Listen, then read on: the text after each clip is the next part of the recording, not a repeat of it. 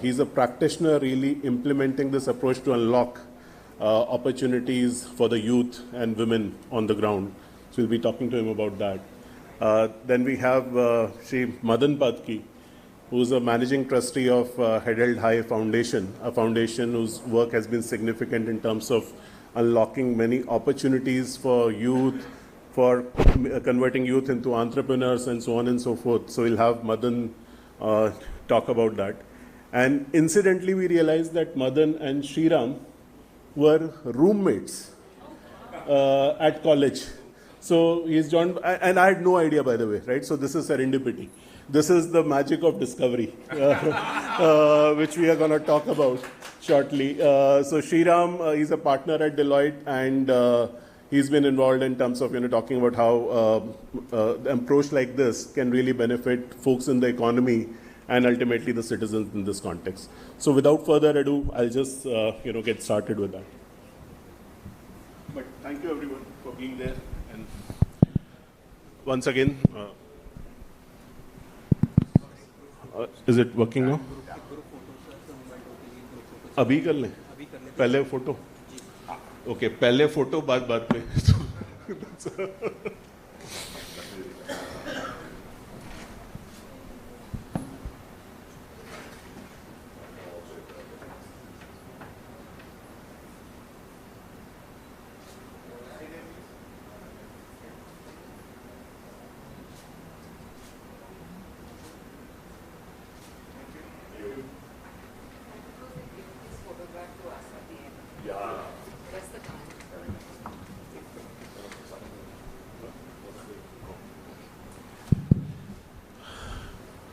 All right, so I know there's a tagline for this session, Unlocking India's Demographic Dividend, and how Blue Dots to the power of AI can be the digital rails to do that.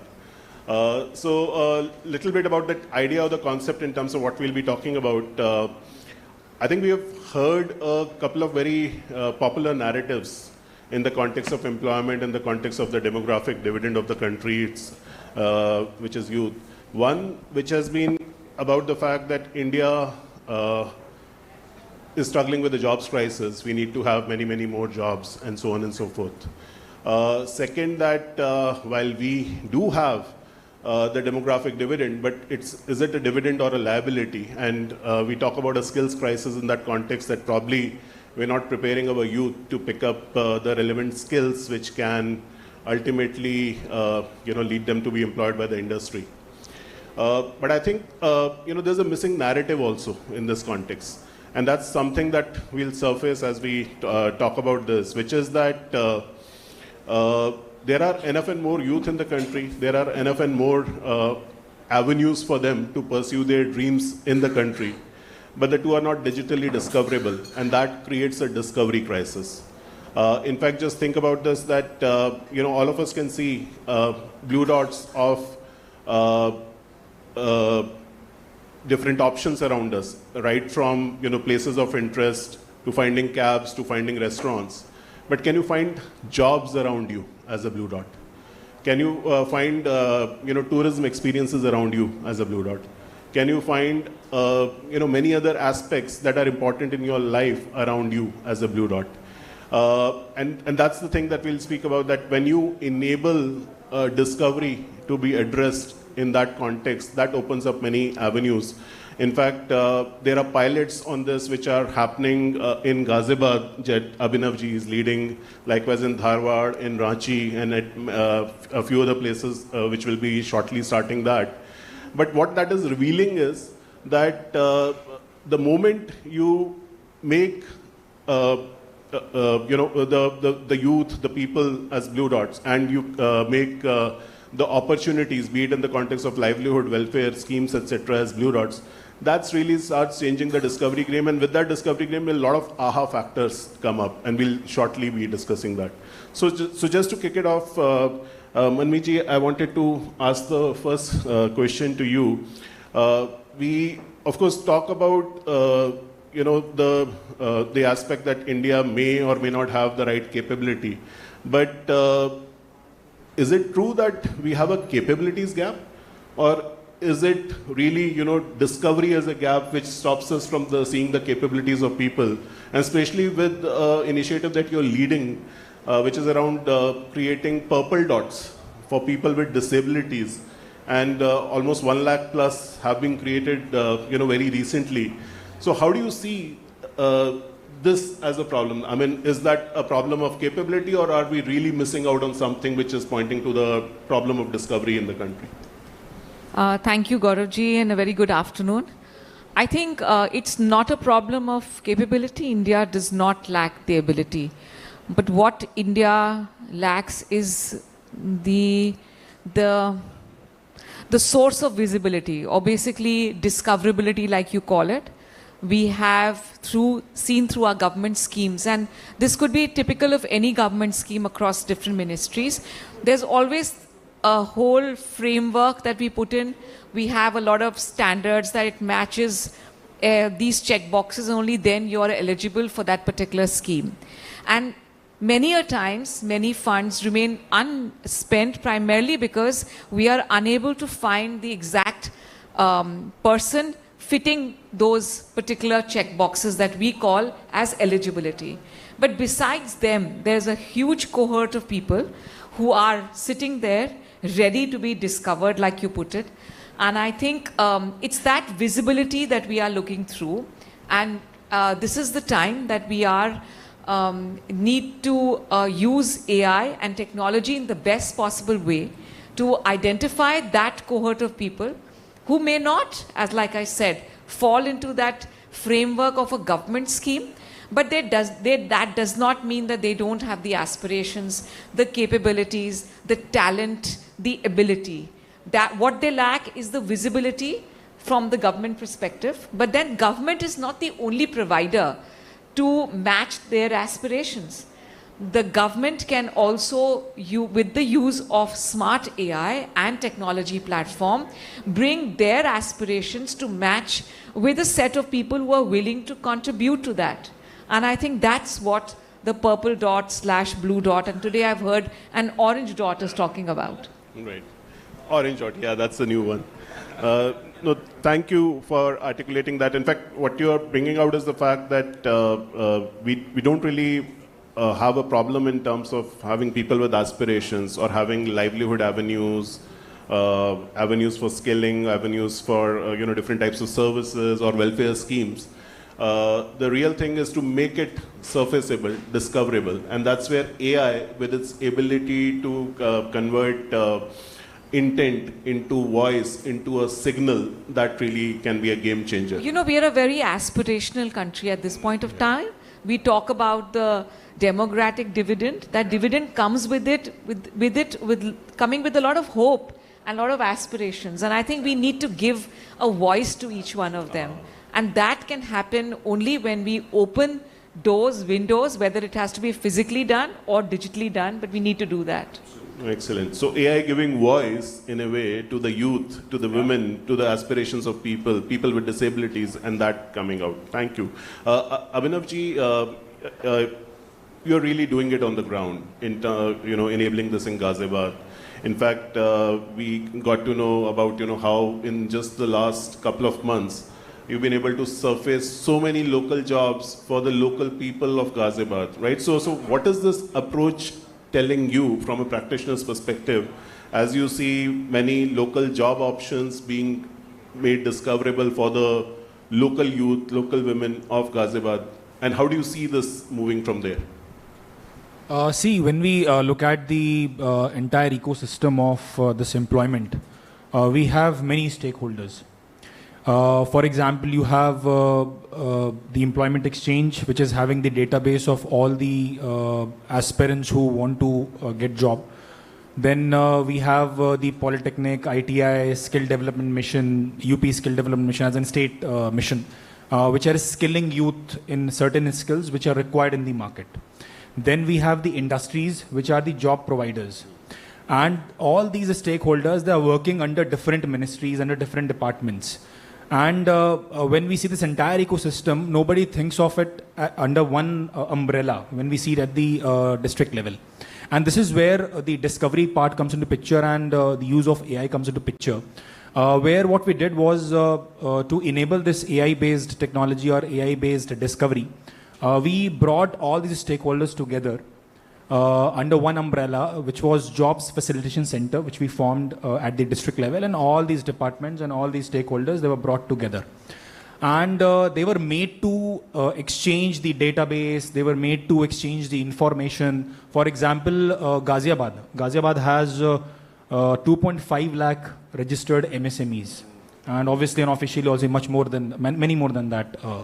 So when we talk about 2.5 lakh MSMEs, that means we are as in having too many jobs. If I even average it like 5 per MSME, so you can see the numbers, which is huge. Yeah. And when we used to conduct the offline melas, numbers used to be 2,500, 3,500, 5,000 at max. At max, which we went at a CM's event was 5,000, right. not more than that. So getting these many jobs surfaced was a task, especially having any offline setup and all these departments working separately. Right. Because whenever, just an example, for example, I used to ask these employment exchange officer, you tell me how many students you have been able to reach out, or these aspirants have been able to reach out, who will be coming to the employment mela. So the usual answer used to be, sir, 8,000, 10,000. Out of those, hardly 50-60% used to turn up at the mela. So, but when we started this blue dot, because this was the vision behind all that, so we made sure that all these GFC members, they sit together. We had multiple meetings with them, and we made sure that the district industry center, which is responsible for handling all the MSME issues, we made sure we held all the meetings with industrial associations, get all these MSMEs on this platform, ask them to create the blue dots in form of job providers on this platform. Right. Number one. That's how we created more than 10,000 jobs in last 60 days, Right. where we met almost 10 to 12 industries association, where obviously Headed High and Ekstep, both of them did really well, because Headed High team was there. Because you know that you need to really motivate the staff down, and that's why we needed the help of someone like Headed High to push it. And that's how we created 10,000 jobs. And when it came to job seekers, we were finding it difficult to register the students. For example, we also had the higher education officer in this JFC. But he or she was not able to basically generate those many numbers, because they didn't have any database of the alumni. Right. For example, because these local colleges, they don't have this concept of alumni association, or even maintaining a database of those students who have already graduated, or even they don't have any idea if they're employed or not. So in that sense, that's where the AI chatbot came to the picture, and AI bot rather, calling bot. Right. And we were amazed that when we use the same database which Employment Exchange had, say 8,000 data was with the Employment Exchange, almost 24,000 ka data was with the skill development department. Right. So almost we had the data of 30 to 40,000 students or the job seekers. Right. This AI bot, what it did was it called all these students, and we were able to generate 10,000 blue dot as job seekers, Right. on this platform with the help of AI bot. And that is where even this was a revelation for me also. Even I never thought a bot, a calling bot, can do so many things. Right. In fact, when I was discussing the same with the Adarsh ji yesterday, so he mentioned that we have a step 3 also. And I was amazed. The next step would be like the bot will be asking you, okay, what exactly do you need? As in, right, what skills you want to get skilled into. So then we'll be bringing in the other partners, other stakeholders of the ecosystem. For example, the staffers, the placement agencies, because these MSMEs, they always used to approach the local placement agencies to get these staffed. But now imagine all the placement agencies of Ghaziabad, or say locally, all the say near Noida or Meerut. So all the placement agencies, staffing firms, skilling centers, skilling as an agencies, they all will be on the same platform, and will be create an ecosystem which has been so dispersed at this time. So this was the experiences. No, excellent. That's amazing. In fact, just for perspective, I also wanted to share that when you look at the conventional job platforms like Naukri, Apna, all of these, everyone put together could not even show 100 jobs in Ghaziabad. Right, and what Abhinavji is talking about, 10,000 plus jobs, and I think that came out of just 1,000 odd MSMEs that were reached out. Yes. Right, so only through associations. Only through associations approaching them, and we are talking about 2.5 lakh MSMEs in Ghaziabad. So does India really have a jobs problem? I think the answer lies in what he's been trying, and how AI gave voice to people so that the jobs can become a blue dot, so that people can see around that, and vice versa. But Madan, now... can I butt in before you speak with Mr. Madan? And a request to Abhinav and his entire team, and probably the Head Hill High Foundation, who's working with the Ghaziabad Authority, is that while you do this headhunting exercise for so many unemployed youths, and along with MSMEs there, I think the requirement is also to ensure that you reach out to the PWDs there, and that data can be, of course, it is already with you if you have an integration with the UDID database. You will be able to identify the PWD youth there, and when you have MSMEs there, anybody willing to take up a PWD and give them the skill sets along with whatever you need, we'll be happy to help you if you required SOPs for the hearing impaired or for the vision impaired. We have other organizations here who work in that field, like Uniki and Gopal Krishna and all the others. We'll be happy to join in this exercise. But my deep request to all of you is that when you take on the youth, don't forget the youth that are with disabilities in this entire exercise. Excellent. In fact, we have 15,000 specially able people registered under UDID scheme. Right. Yes, ma'am. So 15,000 purple dots hence can happen in Ghaziabad. Yes, definitely, ma'am. In fact, ma'am, we did a small project with the IOCL and one of our, as in I'm from IT Madras, ma'am. As in I graduated from IT Madras, so one of my senior they have a startup. So we collaborated with NeoMotion and IOCL, and we got them placed in Zomato also. So Zomato has service delivery partners. Zomato has 2,500 PWDs working with them. Oh, excellent. So these are just examples that can be emulated by MSMEs. And trust me, these people are better workers. They are more sincere. Yeah. They adapt well. But the only thing that's required is a SOP for them and on-job training, so that the attrition rate is lower. They are aware of what they are getting into. Yeah, though that becomes important. Right. So that's an excellent point in terms of how people with disabilities can participate. And thank you, Abhinavji, for accepting that request. Madan, so Abhinavji, you have to head out, right? I know. So, but request made, request accepted. So at least that part taken care of. Action item. All right. So, Madan, I'll ask the question to you. Abhinavji, thank you. I think you have to leave for an important meeting, but thank you for being here. Really appreciate it. Thank you. Bye. Madan, so you've been a advocate of Blue Dots. You've been working with the ecosystem across different implementations. I just wanted to ask you, what do Blue Dots really mean to you? And what are the kind of use cases that come into your mind when you think of something like Blue Dots, especially those linked to unlocking India's demographic dividend? Thank you, Gaurav, and fascinating to hear the comments and the thoughts. Now, I was just reflecting as I was sitting here, the discoverability, as you said, Blue Dots help discover two roommates after a long time. But I was just thinking, see, my dad used to run a travel agency.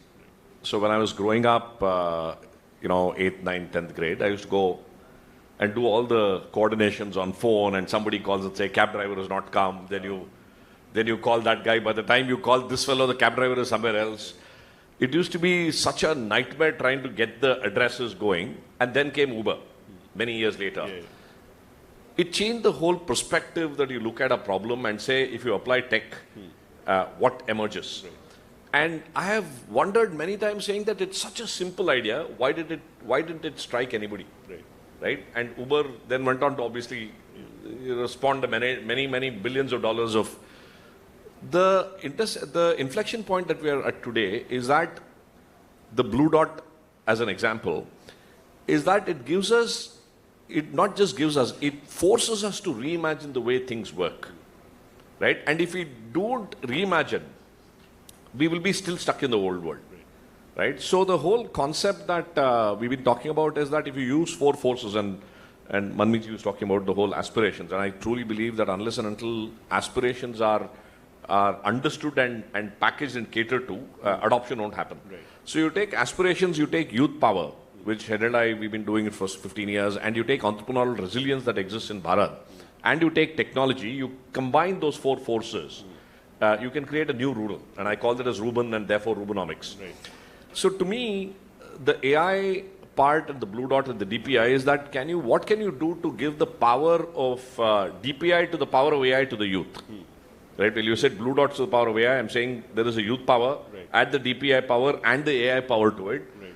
The net effect can be exponential. Right? Well, we've been discussing the blue dots on the purple dots and the orange dots. The beauty of AI is hyper-personalization. Right? Yeah.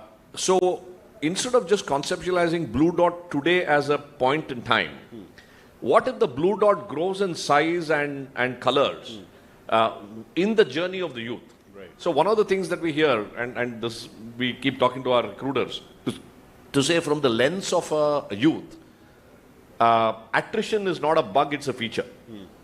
Because if I'm a youth from a tier 4, tier 3 town, I've started working in a hotel, I don't like it, I'll quit it and try something else till I settle down. Right? So how do you make that feature better? That how do you help youth career discover what they're good at, do it faster, right? Can you give them more opportunities as they go along? So this whole aspect of leveraging the power of youth to explore many economic opportunities, and not just economic opportunities, social opportunities that bring them dignity. Right? One of my biggest lessons in Hedelda has been that, well, we keep saying, and I'm sure, ma'am, you'll see this in the work that you do, that it is not just a job, it is the social dignity that it provides. That's why the name we call is a head held high, that where the mind is without fear and the head is held high, right? And money is a byproduct of that. So I think it gives all of us an opportunity for all sections of the society to really think, how do we bring the power of economic empowerment and social dignity? Right. And how do we amplify it through this blue dot revolution? Right. That is the thought that I have, and it can go in any number of directions that we will. Right. And I think that's the opportunity ahead of us. No, excellent. So, and you spoke about, power of AI, youth, and entrepreneurial ability. Yes. And of course, reimagining, and all of them put together. I think it really helps paint a wider canvas. Correct. Versus, in terms of the art of the possible. Correct. And the art of the possible can be in the social context, economic context. Exactly. So coming to economic context, Sriram, there's a question to you of course, if blue dots can power discovery through a variety of use cases to unlock India's demographic dividend, what does it mean from an economic sense, if you were to especially look at the markets and how the markets will look at it, and what does it do for them? Sure, thanks, Gaurav. I think we talked about the concept, we talked about the need, ma'am, you talked about it. Madan eloquently talked about the concept of, four-legged stool and how you can put stuff on top of it. At the end of it, all of this have to drive the growth of the heart of India, which lives in its villages, or where nobody in this room is sitting and living on a day-to-day basis. And what we have realized when you're talking to many such clusters is that keep aside the emotional aspect of social dignity and creating a generation of people who have come out of the shackles of whatever we want to call it, oppression. The basic fundamental is money in the pocket, right? How do you ensure money in the pocket for a person sitting at a very rural village in, say, some corner of India? We talked about discoverability, we talked about inclusivity, we talked about all of those things. But one more thing that we really need to think through, apart from blue and orange, is the kind of self-help groups and people that are sitting in villages with who are typically not represented or underrepresented. What happens is most of the time their circle is very small in terms of the people who know about them, the people who want to discover them. While Blue Dot as a concept, we are talking of hyperlocal value discovery and not talking about fulfillment. We'll come to that later. There is also a merit in terms of looking at, not from the context of Blue Dot growing and a longitudinal life of a Blue Dot, but Blue Dot itself transmitting its signals beyond the district or beyond the hyperlocal area it was supposed to do. Some PWDs may find it difficult to move beyond a certain area, but there are certain other PWDs who are actually mobile as well. Now, how do we really figure that out across a certain geographical boundary? Will really unlock significant value that will perhaps not unlocked if it's a smaller geographical boundary. Number one. Number two, there is something that every single person in a rural household has to offer. And more often than not, it is kind of restricted because of multiple conditions, be it societal, be it geographical, or if I dare use the word caste-specific considerations or whatever, the multiple considerations. Now, people who want to consume those services are all not able to find that out and not able to democratically reach out to them in a digital manner. So what this Blue Dot thing would do is to not just discoverability from the position of a person who is giving, but discoverability from a position of a person who wants to consume. That discovery will significantly alter. And when the fulfillment part of that becomes a zero personal touch, I don't care who gives a Zomato packet at my home, right? And if that person is not able to speak also, but the moment he rings the or she rings the bell and gives me a food packet, I'm happy, right? So that will significantly change the entire dynamic. That's point number one. Point number two is how do we really exponentially create a scale so that it can become self-sustaining. That creating of scale from self-sustaining, perhaps I would submit that we really need to move away from the fundamental aspect of Blue Dot, which is hyperlocal, to a larger, wider canvas so that the data that is getting captured can also start getting transmitted. So you're creating cohorts of insights coming from certain areas which can get transmitted, and then you can perhaps create a cluster, a food cluster, or perhaps a small cluster of weaving cluster or whatever in terms of what people are buying, or job cluster. So all of those things can spawn out. So what I am seeing as this whole Blue Dot conversation, we'll come to technology later, is not just a movement, but something that can really scale out and change the way the Indian rural economy can be uplifted and integrated to mainstream. That integration to mainstream is what will happen when this Blue Dot moves out of a hyper-local into a hyper-non-local. I don't know what the right word you want to use, into a larger, wider arena. And thanks, Sriram, for sharing that, because what you're pointing out is that one can think of Blue Dot not just from the perspective of livelihoods and welfare, but also services, and services that people would like to consume, which are actually around them, but are digitally dark and hence cannot be figured out, right? So, and I know that a team of yours, which is working on calculating some economic impact, actually was telling me a number like 1,000+ crores that can be added to an economy like Nagpur itself if one were to take up diverse use cases of Blue Dots. That's also a possibility, right? In fact, sorry, one other thing to add, and maybe Sriram, that's something that the team can look at as well. See if from a $4 trillion economy, if you want to move towards a 30, 40, whatever $1 trillion economy in the next 25 years or 20 years, per capita has to grow almost like 10x, right? So is it possible for us to work backwards to say if we have to achieve that because finally what matters is per capita, GDP per capita, right? So if we can work backwards to say where is that 20 lakhs of additional value going to come from, right? And how does that get unlocked at every household level using this tech? If we can find that correlation and answer, then we can shape the tech to this No, absolutely. No, a funny incident, right? I have certain food preferences. Now, I live in an apartment complex which has got 500 houses. I need people who can serve me that food preferences when, when I need, for example. There's a small WhatsApp group that says, Aaj dal chawal ban raha hai, aap chahiye to le lijiye. And then people who start like this suddenly grow, right? Now, this is happening in a place, in an apartment complex where people don't know the neighbor. Think of what it will do in a village or in a town, in a small town. So that is what will unlock a significant value, discovery from both sides, right? And an ability to broadcast that I have certain thing to offer, and where that broadcast is reaching, nobody knows. But if it's captured digitally somewhere, and I have something very cool like a very simple app to consume that broadcast, then value unlock will happen significantly, right? So that is one part. The other part is also now, with whatever I'm reading about, ma'am, a significant amount of neurodiversity is also getting added into the workforce, right? And some of this blue-collar economy and whatever we are trying to say, we can also tag some blue dots as some special skills or whatever, right? If we want somebody to do repetitive tasks again and again and again, people in certain area of the spectrum can do it much, much better.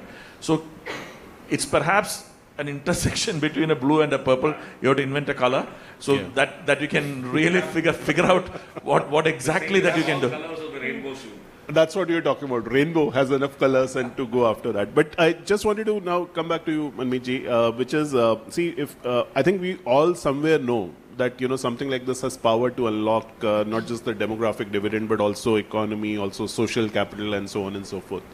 Now, if this were to be, let's say, to be done in the top 100 plus districts of the country to begin with, what do you think can be the role that the government can play to facilitate such a move? Because, of course, it's not something that only government should do, but the whole Sarkar, Samaj, Bazaar has to come together to do it. But what do you think can be the government's role in facilitating this?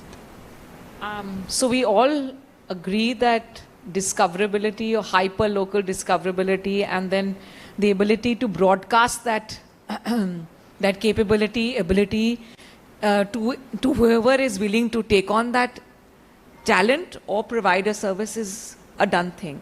I think the role of the government is to create that like a digital public infrastructure stack, like it's done in the case of Aadhaar. It is shown in the case of UPI, which is okay, and we are also exporting that kind of technological intent and learnings to other neighboring countries in the global south. So provide that open infrastructure, but it is standardized. It is reliable, because that's where the government will come in to tell both ends of the spectrum, the people who need to be discovered and are discovered, and to people who are willing to be providing that service, that this is a reliable and a standardized method, and you can trust it. I think that's where the most important role of the government would come in. And I think when we worked with Ek Step and did that pilot project in Patna and in Haridwar, we did realize that there were a lot of people who were willing to provide service or provide donations or CSRs. But they kept coming back to our foot soldiers to tell them, हमें पता ही नहीं है किसको देना है. So there is a lot of people who are waiting to be discovered, and there are a larger number of people who are waiting to give, provide. It could be cash, it could be services, it could be aids, it could be any kind of thing. But that matchmaking, if it is done on a government open, reliable public infrastructure, that would lead to a game change. And I also want to add a question relating to one of the comments said that the moment we stop looking at discoverability of finding that bichara PWD or rural poor living in 70% of our poor living in our villages, we need to stop looking at all of this from welfare economics, move it more into inclusion economics. Trust me, 200 million population is what WHO thinks, that also conservatively, are the PWD population in my country. The census talked about 26.8 something. we far know that they are much more, because the number of neurodivergent cases, people accept them to be having that so-called disability is also invisible. They've kept it hidden. Now, this is a large economy. So the commercial sense of providing services for them is what we should project, instead of being a welfare-based medical model of inclusion. That's what I want to stress on. I have one submission on the role of government. Yes, please. Having spent a lot of years advising governments, is that somewhere when we are trying to scale out these kind of initiatives, there are pockets of excellence. Ghaziabad is a pocket of excellence, Dharwad is a pocket of excellence. Taking the pocket of excellence into a scalable model, governing and orchestrating, that is perhaps a role that only government can do. How much ever private sector wants to do, governing, orchestrating, then at later point in time, certain legal aspects will come in, policy interventions have to come into picture. All of that, there has to be some kind of a government intervention to really scale this out. And that, while the IT part of a digital public infrastructure is something that can be created by a technocrat easily, this governance of the DPI and scaling out from pockets of excellence into a wider scale out is a critical role that, in my submission, government should also play. I agree. I completely agree. Right. In fact, our time is not up. This is what I've been told. It's not up. I've been told we can continue for a little bit more. Sorry, we see the screen which says time up, which you may not be seeing, but I've just told we can continue for a bit. Manmeet, very well articulated in terms of, this government can play the role of enabling digital public infrastructure rails for everyone to play upon. And I think, Sriram, you were adding to that, not just the technology aspect, but also maybe envisioning aspect, seeing how the ecosystem can play together. In that context, what are the guidelines, rules of the game, etc., etc. So I think that's very, very important. So actually wanted to take that question to both of you, Madan and Sriram, as stakeholders of both Samaj and Bazaar, in a way. If that were to happen, how do you envision that something like this getting implemented in 100 plus districts of India, what do you think will change as a result of something like this? There's a slightly different view that I'll take to what Sriram is saying. And being his roommate, of course, अभी तो लड़ाई बाद में करेंगे. No, the point is, I think it is a jugalbandi. It is, as you said, the orchestration, and in a jugalbandi or an orchestra, everybody has to come together. Where I'm also coming from is, and that's the, we've all a part of this at the India AI Summit. We've kind of brought together a collaborative called Jan AI, saying what India needs is not just more of Gen AI, but Jan AI. That how do you take AI to the masses? Our learning has been that unless and until the people at the ground feel comfortable, feel that this is useful to me, and feel that I can trust this, and if something goes wrong, somebody is there for me. If that is not happen, then the whole Antyodaya Sarvodaya concept will not happen, right? Even in UPI, I've actually stood outside thousands of rural stores through the teams and understood why are people not using it. And the biggest challenge, they said, if I have paid 30 rupees to somebody, if it doesn't go, he says it's not come, I said it's gone, who's resolving this for me? And I don't want to, there's no call center. Resolve that friction, have a speaker box, which was an important So I think especially as AI takes shape into the grassroots, how do we create structures together that brings that use case specifically tailored for them, brings the comfort and the trust to say that, listen, I can use this without fear. And that has to be very focusedly done. Else, we can all sit here and say, I have the best of solutions, I do that, this, but finally at the ground, if it's not going and getting used and the economic benefits are not accruing, right, then there's no use, right? So I think especially a moment like this requires more in-depth conversation of the Samaj Bazaar Sarkar to come together to figure out how do we design the systems. In fact, I met somebody who runs the British government apparently has a behavioral nudge team that weighs in on every policy decision that the British government takes and say what are the behavioral nudges that are required. Right. to make this happen, how do we design that into the system itself? Excellent. Right? Especially in the world of AI and new tech coming in, we need more than ever these behavioral nudges to play. I mean, Swachh Bharat mission was such a wonderful behavioral nudge. Yeah. Right? So what can we learn from lessons like that? Or the pulse polio eradication program that was done by Rotary was a large movement.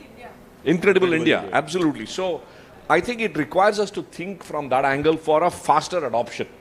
No, absolutely. Well said. In fact, just wanted to point out that also, when we talk about any large-scale transformation, transformation is about change in the lives of people. Yeah. Change is the hardest thing. Yeah. And what we are expected to change is our behavior. Correct. Right? So hence, figuring out how we reduce frictions Yeah. and create value, both in economic and social terms for people, becomes very, very important as that happens. Yeah, Sriram. So where do I imagine this getting to, right? So let's go back, step back a bit, right? When Facebook came in, I didn't have a Facebook ID. Then somebody said you should get into Facebook and create an ID. I said, why should I do it? I said, you'll know all your classmates. You'll be able to talk to them. So it kind of fulfilled an unfulfilled need of getting to know long lost friends and telling that maybe pahunch gaya, tum bhi pahunch gaya life mein. So let's talk about it. Then that was not sufficient. Then Insta came, right? Then it became more and more talking about this is what is happening in my life today, right? Then Snapchat came. It's not happening in life today, it's happening now. So there is a need to broadcast and get that self-validation, ma'am. Yeah, absolutely. That's the right word, right? And then others also felt the need. Then it kind of reached a critical mass and it grew. Now, what I would see in this is, in a future world, assuming, all the frictions are eliminated, through government orchestration or a Jugalbandi orchestration, whatever it is, this has the potential to not only discover and fulfill, but also start integrating value exchange. Right? Currently we are looking at discoverability and fulfillment of skills versus jobs. Now tomorrow, you add a training center into it. Then there is exchange of money. You add a scholarship providing CSR initiative. Then there is exchange consideration of who to do, what to do. Then slowly you start building the profile of Blue Dot. Blue Dot will get multiple flavors, right? Now this is how do you make it trustable? Then the fact that I have worked, I'm a ITI pass out, I'm a welder, I have a physical disability of XYZ, and I've worked with this MSME for 2 years. Like somebody said, my interest is to move out of the village into a town, into a metro, and then earn, say, 50,000 a month. The fact that this person has had the skill, verifiability of that, the longitudinal trust around that whole thing, can we start embedding into Blue Dot? So when these things slowly start happening, this whole Blue Dot has the ability to become a value exchange, a discovery, perhaps a Monster or a LinkedIn of the future. It could also become an Amazon of the future. It could become an urban company of the future. All of this is possible, but the key question that remains is, how do we show the first few examples that are really successful? And as a country, sorry for saying this, my personal opinion, not Deloitte's, we are very poor in tom-tomming our successes. Saying that, we have done this really well, this works, so please others emulate us. So how do we take the best examples of a Ghaziabad or a Dharwad and really get it into a mainstream conversation, right? And if there are 10,000 PWD in Ghaziabad who have got employed with this, how do we run a campaign so that, 5 other districts would want to pick that up? So all of those things have to come together to really imagine the future that we have. Friction is not just in technology. Friction is across adaptability and adoptability both. Yeah. No, that's very well articulated, Sriram, because I think you're just not just talking about the fact that technology is one aspect, but behavior. Yeah. And in that context, what are the different use cases of this, right? Which is because as an individual, I have different aspirations, different needs. How does the Blue Dot continue with me in that journey, evolve in that journey, become something which I can use for many, many different types of exchanges that I need to do in the context of my needs and aspirations. That's a very, very powerful way of looking at it. Now, coming to diverse use cases, final question, just like 30 second kind of a response. if you were to really see a use case expand and become big in the country in this year, 2026, what would be your choice? Please can give your reaction. I'll go first because again, I will speak again from the point of view of persons with disabilities. My use case would be to unlock that potential that they have waiting there to be discovered, that they are an individual who have the power to economically give to the GDP of the country. They are an commercial base, a marketplace which has not been discovered. We need people to provide both goods and services to them, and that their participation becomes a matter of default, not a matter of programs like Purple Dots to discover them. It should become default. And all this in the entire envelope of inclusivity at the basic design from birth till the end of the cycle. Thank you. Well, beautiful. Sriram, Madan. I think I touched upon it. I didn't delve into it. It's all about hyperlocal value discovery. The killer use case for me would be local self-governance, right? And there you don't need significant governance because there are enough panchayats and all of those who are governing. So how can we really get this local economy blooming through the SHG? Why I'm using the word SHG again is one, there are certain people who are skilled, who get formal education. They go to ITI, they go to 10th, 12th, etc. There is a bunch of people who are denied even that. In some villages where people cannot go for education, how do we bring them into mainstream? SHG is the key place. Thank you. One word, MSMEs. How do we unlock the power of MSMEs? I think this is ripe for disruption. Excellent. I'll pray to God tonight that all your use cases come true during this year. Thank you so much to all of you for being present here. And once again, apologies for the delayed start, but I hope you enjoyed the conversation and had some good takeaways. Thank you, everyone. Look forward to working. Thank you.